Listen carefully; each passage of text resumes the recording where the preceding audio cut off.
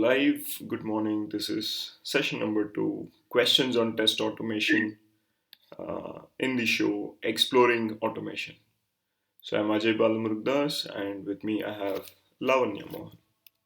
Hi. Right. So what we do here, we ask questions around automation, get to know about each other's experiences, and dive deep into some topics if we don't know. We are here to learn as well. So, yes, Lavanya. So, the first question today for you is how did you feel about the first video? There are like close to 300 views in the Oh, first in 2 days. uh, okay. I don't really want to comment about the numbers. It's fine. But I personally just enjoyed having the discussion with you. And that was also a very great start to the day. And the thing I guess I like the best is we asked each other questions. We heard some examples from each other, and that was a good learning for me. So it was fun for me. Thank That's you. how I feel, and that's why I'm looking forward to this session as well. Nice. Right. So, How automation. do you feel about it? Uh, Session wise, great. I mean, it was like, time flew. We kept asking each other questions. There was not like, okay, should we stop now, kind of. It was more like, oh, it's already 1 hour, right? That's why we had to stop. So I liked the discussion. I learned a lot of things. Thank you. And regarding the subscribers and the numbers, I was like, okay, uh, all these months nothing happened, and then suddenly, why is this? And then I realized, of course, you know, if we put out good content, I think people like it, right? So let's continue this and see where this goes, right? Right. So automation. So there comes my question. If you had to start an automation project, or all the projects that you have already worked on, what Mhm. are how does Lavanya start? What all the things that you keep in mind? Um, okay, let's think about a project which is new, which is a greenfield project. Maybe let's start with that, right? I guess we all start by understanding certain requirements, like the end goals. Maybe not very far fetched, but then something that we want to achieve in the short term. And then I guess we discuss how we're going to approach the problem and solve it, right? And that would be the entire team. So I'm saying, like, maybe the discussions would be based on um, how we're going to actually, so in terms of code as well, right? How developers are going to, sorry, approach a problem. And my recommendation is for testers to be involved in those discussions as well. When maybe like the developers are talking about how they're going to model the software, what are the different components that are going to be there, and like what calls will happen, and so on. So when we part take part in these discussions early on, one is we can form very good mental models of how this entire project is going to really communicate and work with, how the different components are going to work together. And that is a great starting point to even think about what are the different aspects that may need automation, can be automated, and so on. So I would start like that. Hmm. Especially for a greenfield project, I think it's easy to just be a part of that team and discuss all this. Now, when it comes to automation itself, there are a whole bunch of things, right? Like, let's just take maybe one uh, component. We like the developers will probably write unit tests for Hmm. whatever feature that they're going to work on. And if we want to write like UI level tests, we also, I think it will be good to ensure that we don't duplicate the same kind of checks at the UI level as well, because maybe if all those checks are already present at a lower level, then checking that same thing again at a higher level is not going to add any value. it's just duplication, maybe our test run times will grow as well. So when like maybe when a feature is developed, it might be also good to understand what kind of unit tests or what kind of integration tests have already been covered. And I also like to have discussions about whether adding a particular scenario to our UI level test is a good idea or not. Like the discussions could be in terms of the value that it actually gives us, that scenario, or like does it really make sense at that layer, right? Could it actually be moved to a lower level and give us the same information faster, or maybe even the cost of adding that test and maintaining it in the long run. So we might want to consider all these different factors before we decide like whether we want to really add that check at a UI level as well. And okay, before that I just want to quickly talk about like tools and languages as well. So when we start off, maybe we want to decide tools and languages, like what we will use, right? Again, it's important to see what problem we want to solve with this automation. If it's just test data generation problem, then it could be a small script which does it. If it's checking, like let's say through the UI, then we may need some other different tools for this. And I think I mentioned in the last episode, try for simplicity. Don't just go run behind some tools because people are recommending them. So that's one aspect. And also when we decide on a tool or language, it's good to involve the entire team. And by entire team, I don't mean just the testers. I mean like engineers, like developers, and maybe your PMs or PAs, whoever, or all the different stakeholders who might be interested. And why I say that is I'll tell from my experience. We had a project, one project where the app code base was in Scala, and at that time Scala was relatively new. So we not actually, even the developers were still learning. It was not like everybody on the team knew it. And we took a collective decision that maybe for the automation test suite we won't use Scala, even though we could have.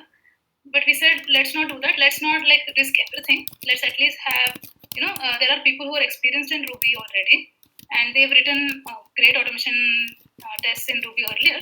So let's just use Ruby this time, this to be a little safer, right? And now usually, I mean, it would be easier for a developer if like the language of the app that they are coding in and the language of this test tool test suite is the same, because then they can just like, there's no shift, right? Like it's just very natural to code both. But this was a conscious choice, and I think since it was a conscious choice, and everybody knew about it, they were okay. And even though it meant like for some people it meant learning both Scala and Ruby, but they still were okay doing that. And we pair programmed with the developers to actually write these functional UI level checks as well. And yes, so since we are like in this approach that we took, since we were always engaging our developers and like other team members often in these discussions or in just pairing and writing tests, what we noticed eventually was there were like very good discussions. Like, sometimes we had tests, we wrote tests at the UI level because it made sense. But then let's say there were some code refactoring that the developers did, and they said, hey, you know what? Now we can actually cover this part in the lower level, so we can actually get rid of this test at the higher level now, right? And those discussions could happen because they also knew about what is present in that test suite, and we would question each other often. And also, I think the code base quality in general, like the test code base quality in general, was also very nice. I mean, I'm not saying that like testers can't write production level code. They can. It's just that when there are more people looking at it, there are probably more ideas.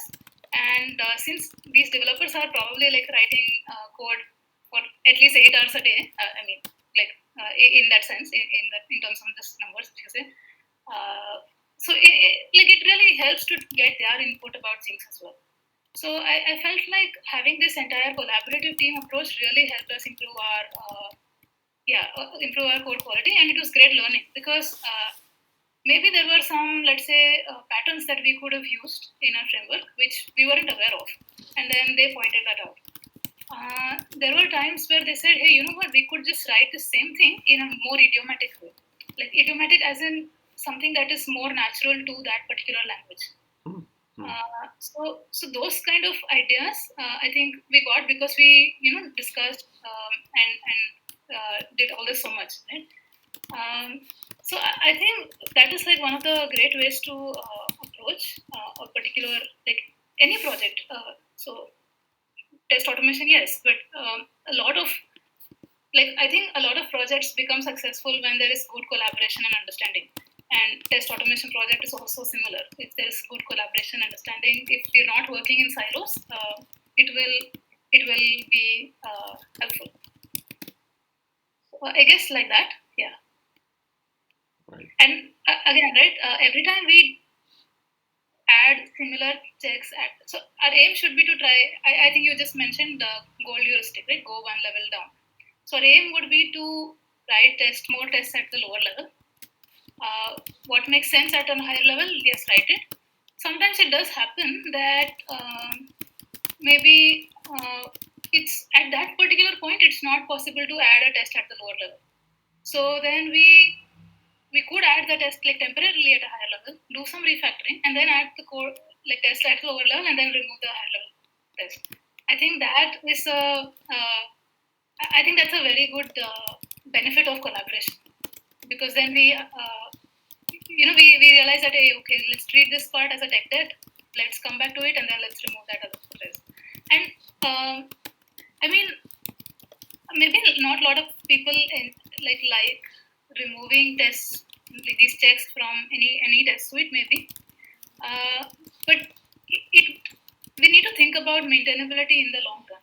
Like if we always keep adding at the UI level, and let's say we end up with hundreds of tests in that particular suite, then it is possible that it becomes just a maintenance nightmare. Right? UI tests depend on a whole lot of factors. It could depend on the internet connection at that particular point. It could depend on somebody changing data maybe in the environments. A lot of things. So we don't want like certain tests to just fail randomly. If that starts happening, then the value of the test is sort of lost, right? So then the one of the easiest ways to minimize this flaky behavior that we say is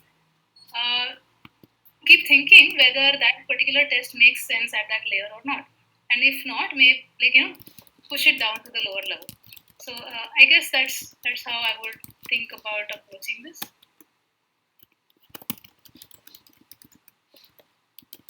Do you have anything specific like that you do or you've seen doing?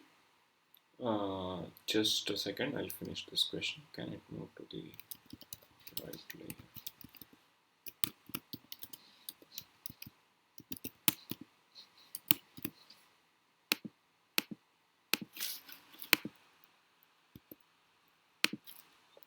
Okay. Great points. I've kind of formatted bold for the ones that I have few follow-up questions. Right? Mm-hmm. And for your question, I say, okay, is the problem solved? Is this what we wanted? Cost versus value. Are we doing something because we committed, or because it is the right thing to do? If it's not right, can we highlight it instead of, again, can be automated versus should be automated, right? Yeah, so I think this is where I would think in terms of, and people do a lot of things because they can do, but should it be done is something that I want to ask again and again. Can it be done in a better way? Is it really necessary? So, as we discussed last time as well, it looks fancy. It looks like fantastic, but oh, is it really required, or is there a better way, or um,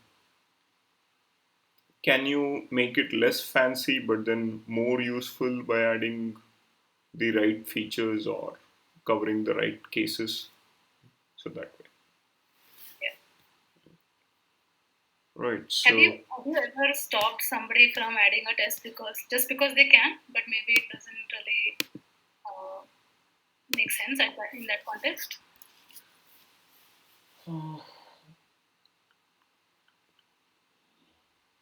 I don't have that much experience of working with folks, like sitting next to each other and like now they're adding tests and all of that, like pair programming or right. Because I have not coded much. I'm not coded. I would say I'm not coded. I've never coded. Right. At the same time, I have seen examples where people are like they've automated stuff. It is running for hours. Does it answer the right questions? No. Is there a way we are finding out answers to the right questions? No. Then I'm like, what are you doing? Right. Uh, I mean, the test design itself is not optimal, I would say, that you're solving the wrong problem in an automated way, right? Then I say, like, hey, look, you can automate as much as you want, but if you're automating it the wrong problem, then, it doesn't make sense whether whatever you follow, right? Because we had a release where we were getting builds every day, and the automation used to take more than 24 hours to give the result.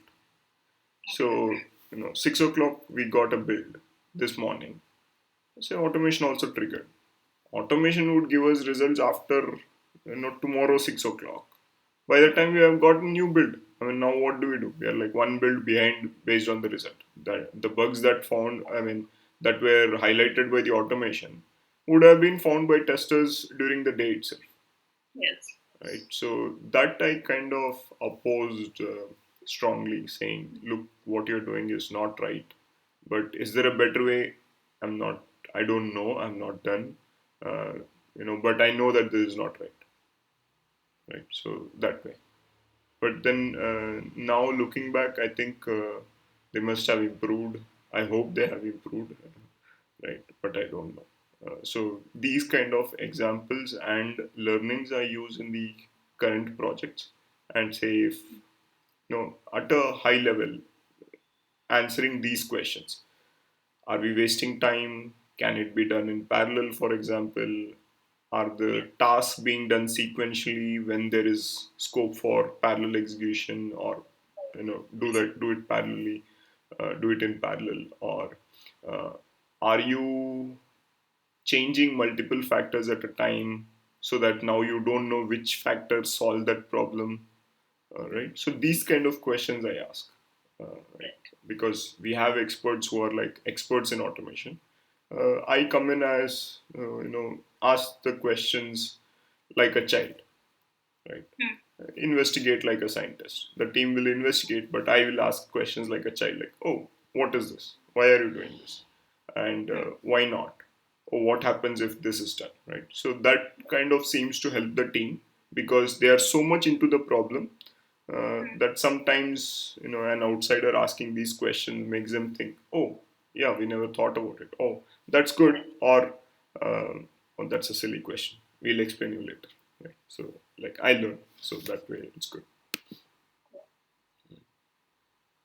I think so. That's a good point, right? Like it's like taking a pause in between our work and then relooking at whether it's really working for us, and that probably we need to like do at regular intervals often.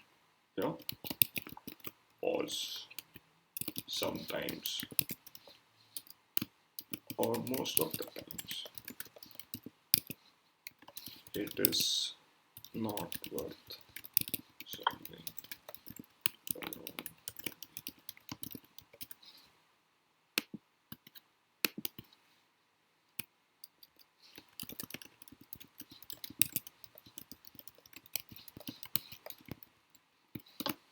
Yeah.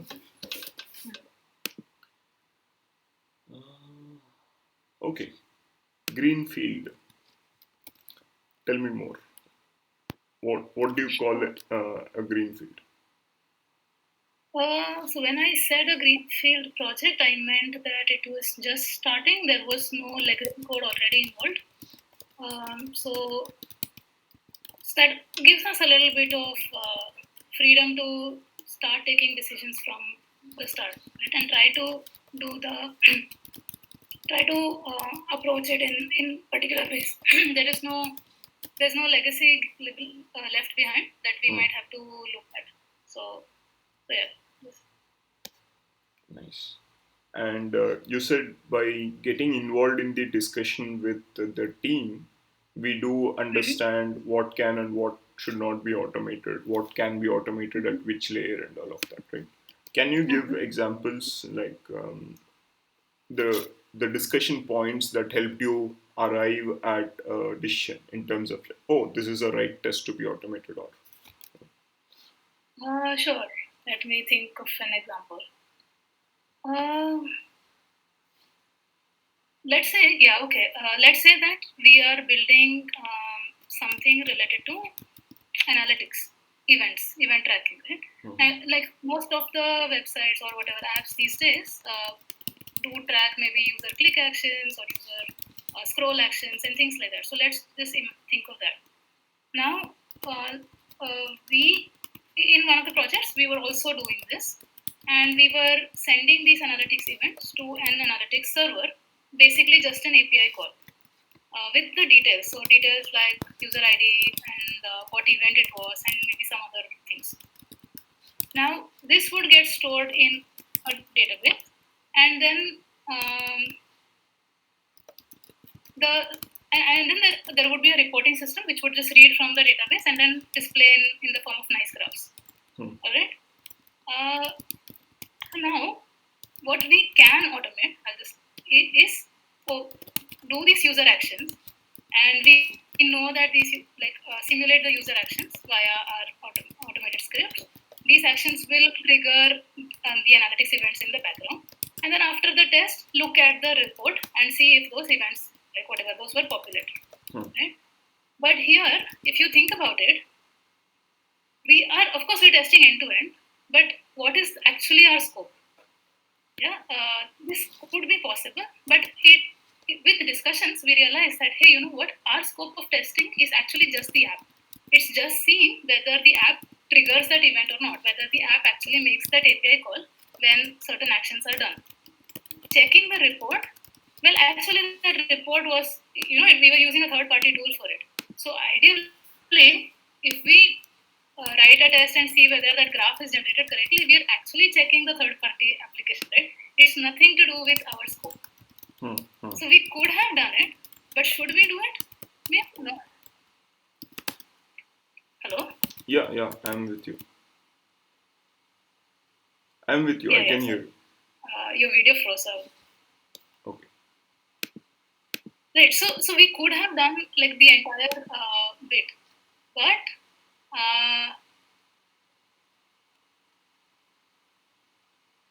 in our discussions, we realized that, hey, but that is a third party reporting, like third party software which just takes data from the DP and reports and shows graph. That's not really our scope of testing. We don't want to test somebody else's product. Hmm.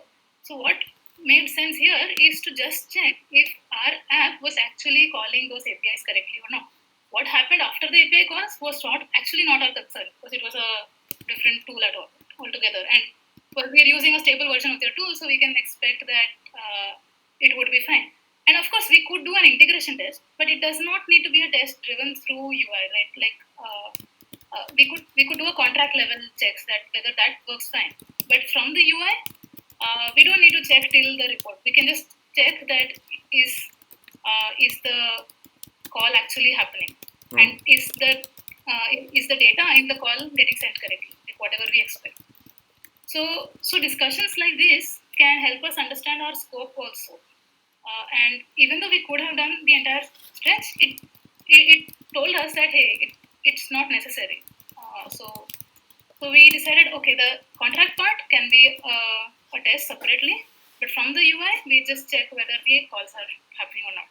So I think that example, I guess, comes to mind, where like discussions actually help. Yeah.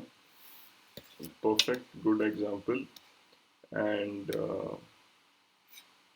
so you gave me one more guide word to catch up on contractors.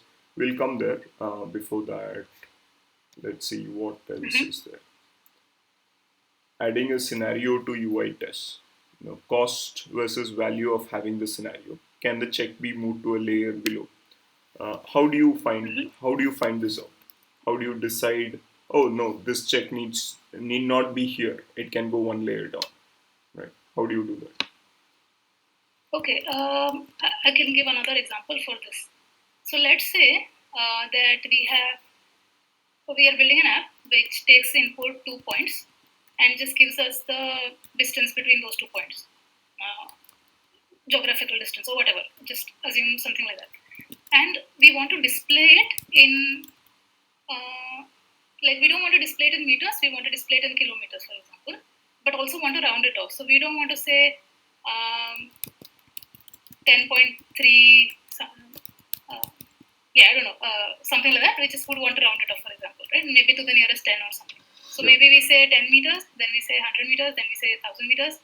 Uh, and no, we don't say 1,000 meters, let's say we say 1 kilometer, and Hmm. then 1.3 kilometers, something like that.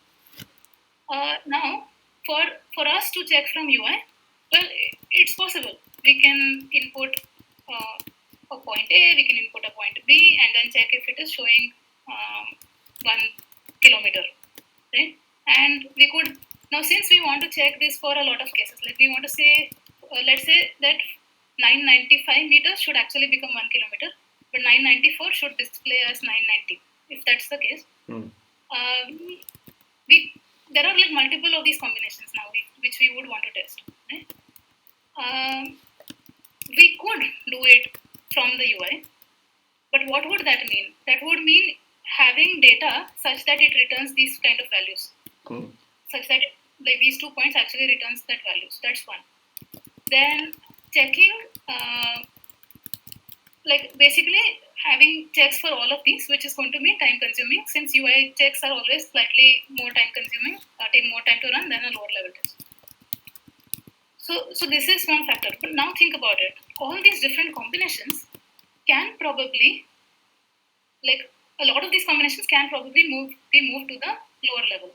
Why? Hmm. If we think about this particular beautifying logic, which says, oh, for 995 show 1 kilometer, for 994 shows lesser, whatever the rounding related beautifying logic, that is probably just a small method which says, um, give me a method which takes some value in meters, applies these conditions based on what the value is, and then returns the beautified value back.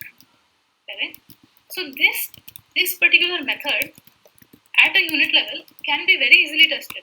We just need to provide all these different combinations, all these different values that we want to check, and it will return that, and then we can assert on what is returned. And at a UI level, we could have one check which just tests that when these 2 points are given, there is a value, distance value, which is returned and which is displayed correctly. So, but we don't need to check all these combinations in the UI. We could do that, but the cost is more because we need that kind of data, and it will obviously take longer to run. But at the same time, if it is at a lower level, it's very easy. It's just passing that number, whatever number we want, to the method and asserting the return. So maybe this is one example where something at a lower level would be more effective than doing it at a higher level, even though it can actually be done at a higher level.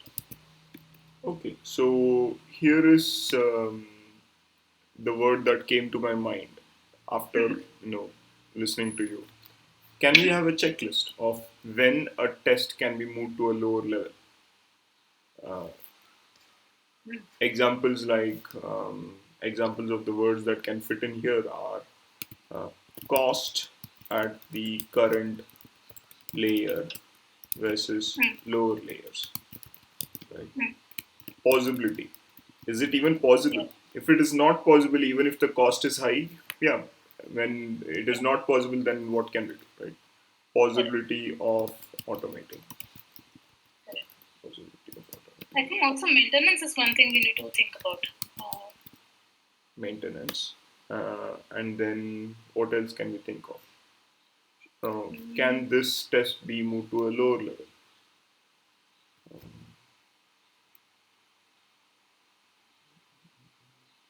there is also a thing about value, like um, so um, So the just lower that, level but unit.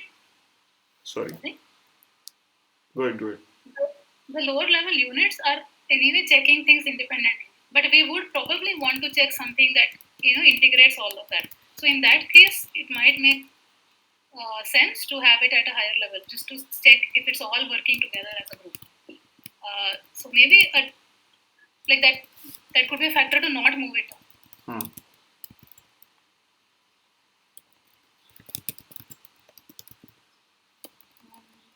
What else?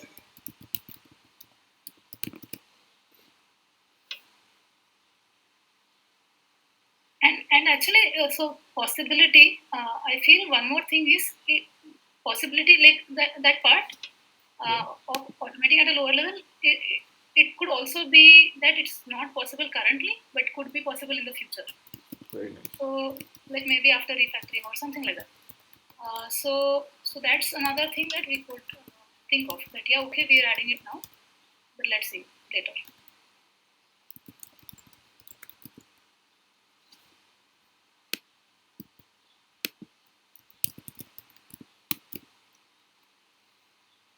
Okay. I learned from Jerry Weinberg that if you add this extra bullet at the whiteboard, so people will be like, oh, okay, I have to give one more, so let me give. And if the page is complete, white, turn the sheet, put a dot, like, hey, I've used it, so let's start. So I'm waiting for few more points. Uh, Yeah, I'm thinking. cost Uh, checklist for moving a test or check at a lower level.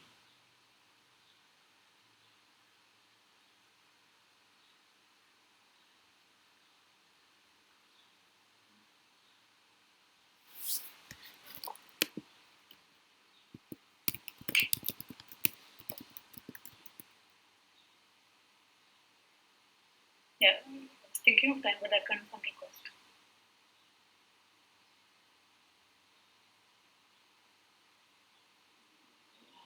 I guess complexity also in some sense, like it might be easier to mock things at a lower level than at a higher level. It's possible. So uh, maybe that could help to move something lower.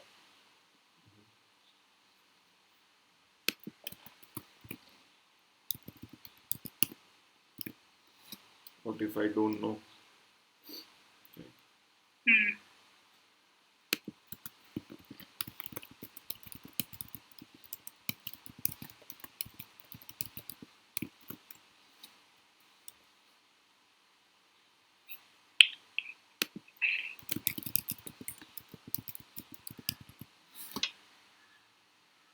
Usually it's the other way, right?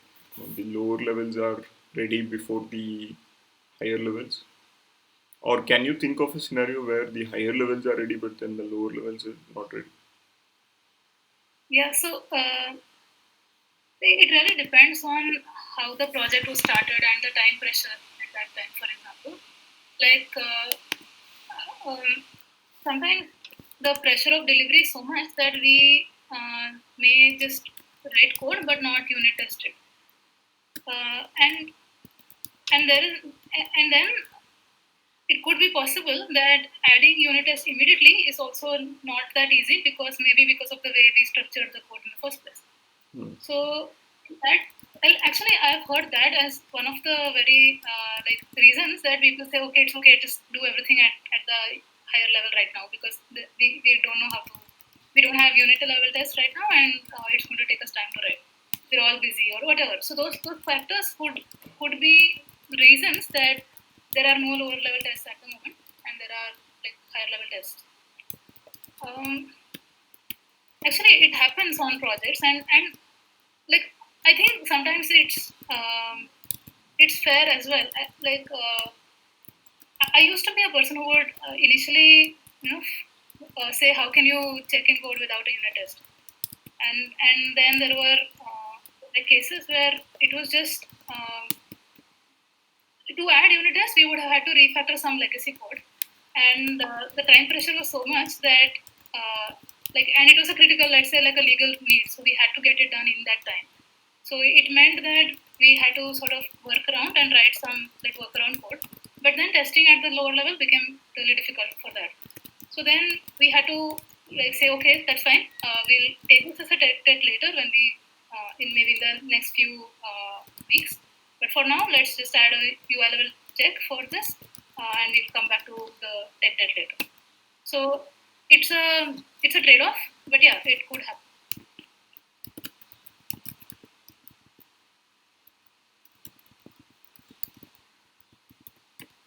Yeah, I think later is important. It needs to be a little sooner than later. Right. You also mentioned about pair programming. Right? Yeah. So, what is it, and how does someone who doesn't know what is pair programming get started? Pair programming is this a pair, like two people working on the same problem at the same time on the same machine. On the So same machine. yeah, so they're not doing independently; they're doing it together. And what we used to do is like one person has the keyboard access, so they would type the code, and the other person looks at it like from a higher level and then says, okay, but what about this point and what about this? Like, should we change it that way? So it's just basically working together on the same problem. And some of the projects that I worked with, like the developers would pair program on each and every like, feature, almost every feature, and the testers would also pair with either another tester or a developer for the UI level checks that we were writing. And like I've heard a lot of people say that pair programming is almost reducing your capacity to half, because now two people are working on the exact same problem. Um, though what I have noticed is it helps in like it, at least there are two people who have complete context of that feature now, right? So silos are broken. Like if one person is out sick or something, there is somebody else who can still take it up. And for a slightly longer feature, what we would also do is like have one person who would be there from the start till the end. So we would call that person anchor, and the pair would probably change in a few days. So more people get context about it as well. So if it's a slightly larger. And also, like if we're not pair programming, probably we would have something like code reviews, right? Like if we're doing it individually, then we might have code reviews that someone reviews your code and says, okay, maybe gives.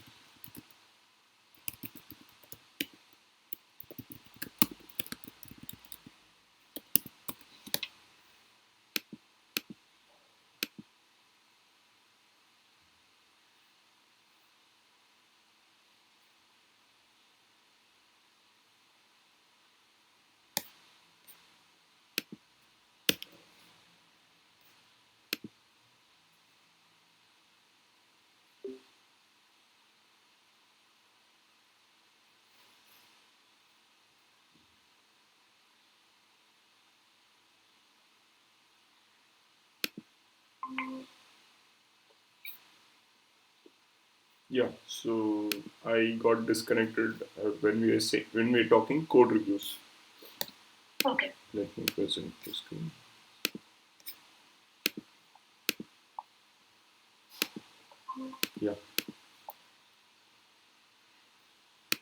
Yeah, so like a lot of people who don't do pair programming probably do code reviews because another input from somebody else just about design or things like that actually helps. So a lot of things follow this. But since we were doing pair programming, we didn't have like a dedicated code review. We would just check it in the main branch, and yeah, of course. I mean, afterwards somebody takes pull and says, hey, you know what, you could actually even have done it some other way. We would do that. That was always there. The feedback was always there. But an explicit step for code review is not there in this case. Mm. But it really depends on teams. I mean, they could still do pair programming and have code reviews, or they maybe choose not to pair program and could have code reviews. It's just up to the team. Like what works best, I guess. Right. Um, And sorry, since you were asking about how to get started with pair programming, I just want to tell one more point. So at times, right, it is especially if we have not done it at all, it could seem a little daunting. It's like somebody's constantly looking at what you're typing, you know. But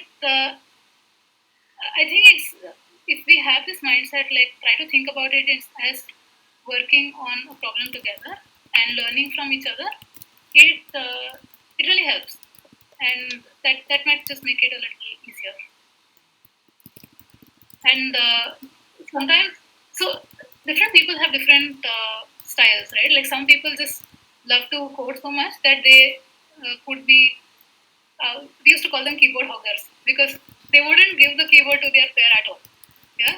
So I mean, if there are cases like that, then you can have something like, okay, 30 minutes you do this, or till maybe a logical state is reached, you type, then I will type, something like that. We could have those kind of uh, like whatever works for the team, whatever works for that player. So yeah, we could balance it out like that. right. Good. And maybe we can finish up with this. How do you make sure your code is maintainable? Uh, are there any right questions to ask, right questions to follow? And with that, I also have one more question. Uh, Resources. Where can we learn more about whatever we are talking about? And Okay. what did you use or what did you refer to and continue to refer to learn more? So, yeah, first, maintainability. Um, Actually, maintainability is actually very difficult because we like always in most cases the end we don't know how our project is going to evolve over time, right? And not just the automation code base, but even the app that we are testing will keep evolving, and maybe there would be new requirements which we had not thought of, and which our framework currently cannot support. So there will more like always be such cases. What my recommendation would be is always every time you touch that code base, try to see if there can be something that can be improved Hmm. and make it more readable. I really want to emphasize on readability because usually we spend a lot more time reading code than writing code. Because maybe we are looking at, are these things, are some methods, generic methods for doing the same thing already present? How has somebody else done it earlier? Should we need to maintain the same style? So how was it done? Um, and things like that. So you're usually scrolling up and down. You're going to different classes. You're seeing how it was done.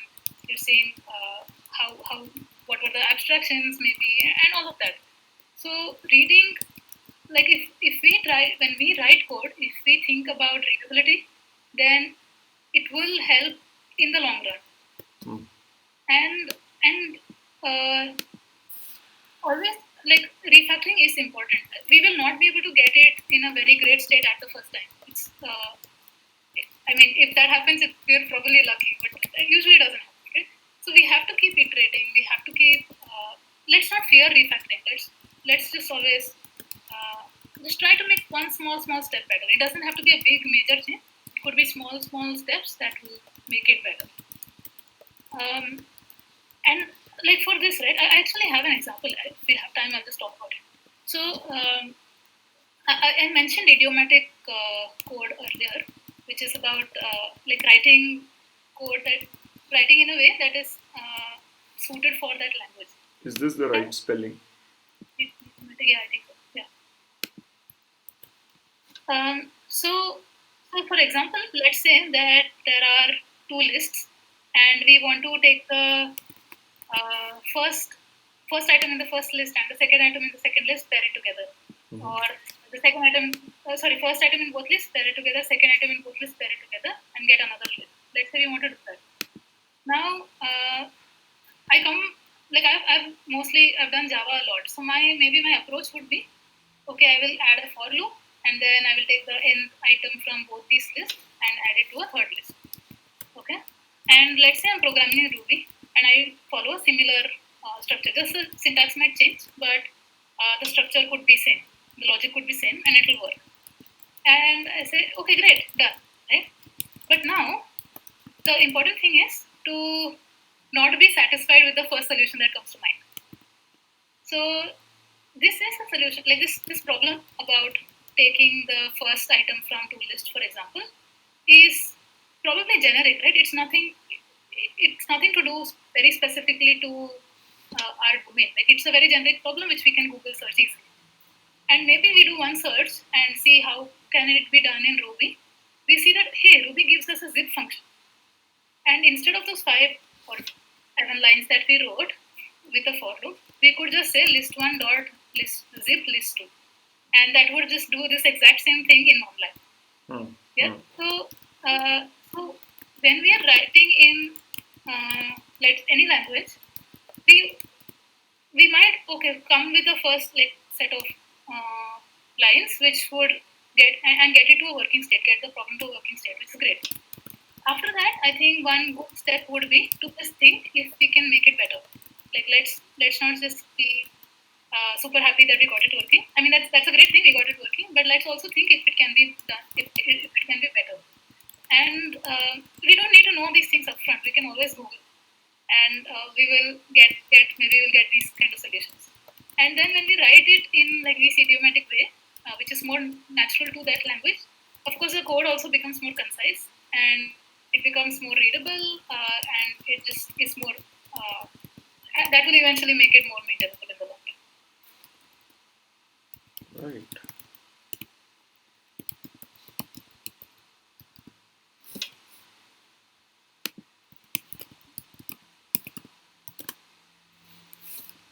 I like this. One, learning, and then I'm going to improve my note taking so right, with practice. Second day notes look much better than the first day notes. So Yes. I'm getting better day by day. Right. Yeah, good. Any questions that you think we should talk about which related to this topic that we are not talking about? I think you just mentioned resources, so maybe Oh, I'll yeah. talk about what I read. Um, I follow Martin Fowler's blogs. They There are many related to testing as well, and there are of course a lot about general coding practices. Uh, I think even those coding related things, which could seem like very developer centric, can like some of those concepts can still be applied to the test automation code that we write. So I do follow this blog a lot. I have read a couple of books. So I've read Clean Code by Uncle Bob Martin. Uh, I am currently reading Domain Driven Design. So yeah, I mean, books are of course an option, and I think Google search gives a lot of things. So just pausing for a bit and then searching whether there is a better way to do it can actually help a lot. And if we can break our problem down into smaller, like enough smaller levels, those are generic problems which a lot of others would have solved already. So if we can search for those like small problems, then we'll probably get good results, and we might be able to take a few of those back into our code base. So I guess yeah. Good.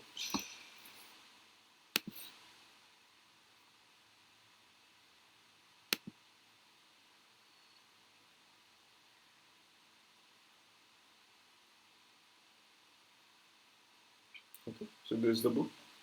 Yes.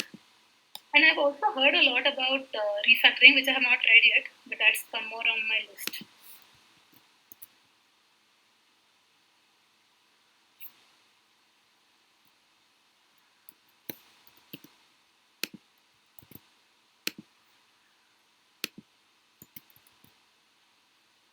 And domain-driven design by. Uh, Eric Ivan. Sorry. Eric Ivan. Okay. Just waiting for this.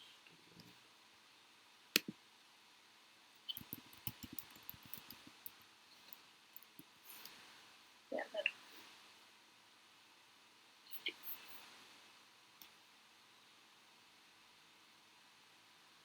We saw the book, and there's so many articles here. Ads.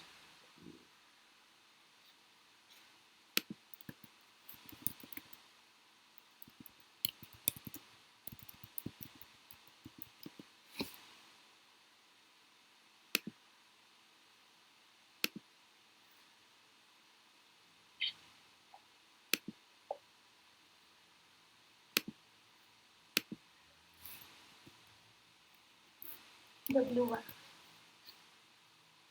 Yeah, perfect. Yeah. So try to still loading.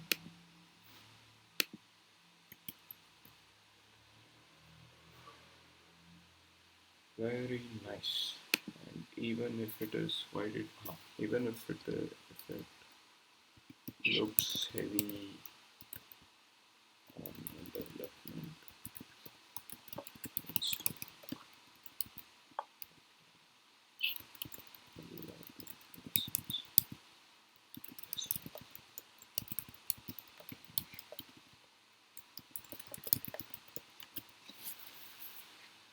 Okay. Good. So if we can quickly go through the questions or what we discussed today, it was more like if you're starting a new project, what are the things that you pay attention to? Where we talked about greenfield and then getting involved in the discussion so that we know what can be, what should be automated, and then understanding the bigger picture, right? And then in terms of how to decide which test to be moved to which level or the layer.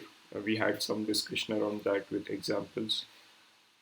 And pair programming, we spent a decent amount of time talking about advantages, how to get started, what happens, whom to be aware of, right?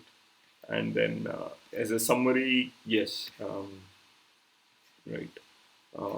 Maintainability was the key point in the summary, readability as well, and then which kind of led to few resources. And yes, and pause sometimes or most of the times. It is not worth solving the wrong problem, even if it is through automation. With that, any closing thoughts, Lavanya? I think a lot of like we will all have different journeys, right? These are some things that I feel because of some experiences that I had, and then maybe in the future I have some more experiences, and then I have more points or feel different about these maybe. So yeah, if others are in the comments, if they want to share their journeys and what they feel, I think it will be a great learning for me as well. Yeah.